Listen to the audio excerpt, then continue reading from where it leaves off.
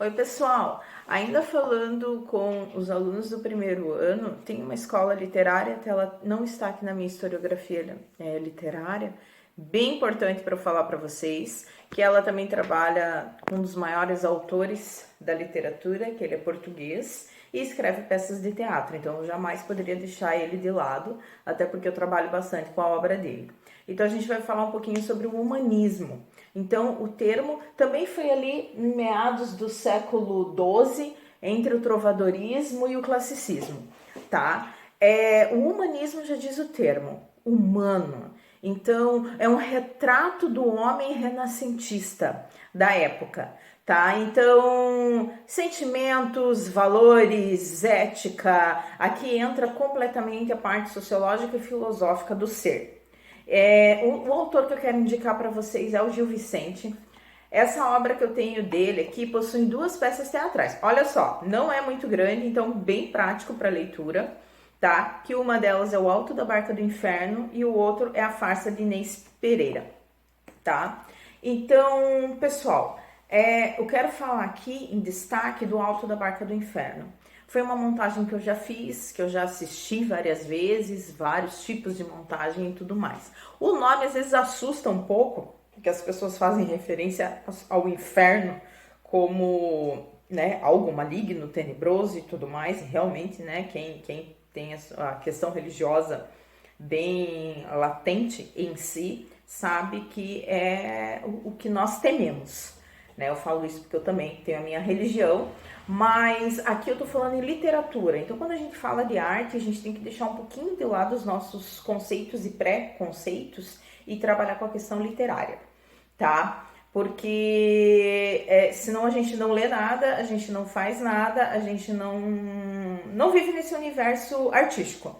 Então, quem quer e gosta tem que deixar um pouquinho de lado. Não vou dizer que você vai começar a ter essas crenças, porque os nossos princípios a gente sempre vai ter dentro da gente e tudo mais.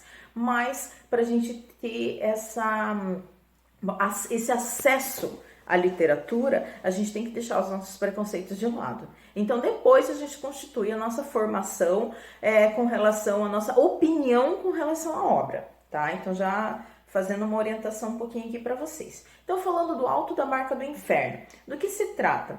Como eu falei para vocês ali, a parte da descoberta do Brasil e tudo mais, quando o padre Antônio Vieira veio para cá, o Camões com a escrita do Lusíadas e tudo mais, então a gente trabalhava muito com essa questão de navios.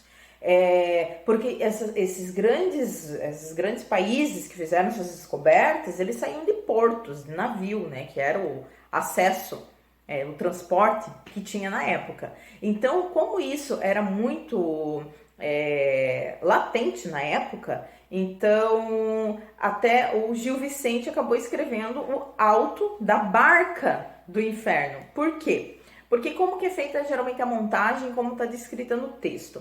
É um alto porque fala de religião. Então, sempre que tiver esse termo alto à frente de um texto, é porque tem uma questão religiosa envolvendo ele, ok?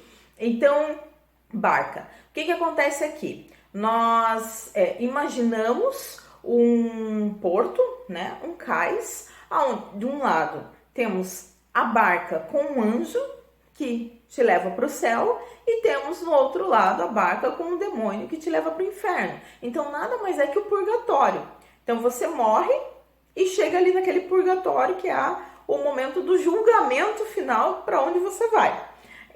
Então aqui ele tem personagens que pecaram muito na vida deles, que roubaram, que temos aqui a Brígida Vaz, que era uma cafetina que prostituía meninas, temos aqui pessoas voltadas à política, à área judicial, enfim, vários personagens que ali eles conversam tanto com um anjo quanto com um demônio. Claro que ninguém quer ir para a barca do inferno, mas o anjo coloca o porquê que não pode ir para o céu também. Então retoma toda essa questão de valores, o que fez, o que não fez. Então é bem interessante a leitura. Claro que temos personagens que vão para o céu, principalmente o Parvo, que é inocente de tudo, sempre fez tudo na maior inocência do mundo.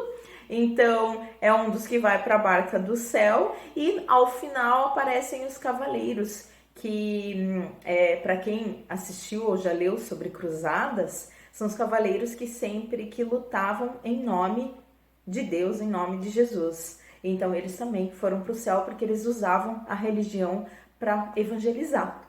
Então é bem bacana. Então não fala só do inferno, mas fala ali a questão do porquê o inferno existe, sabe? Por que a gente teme tanto?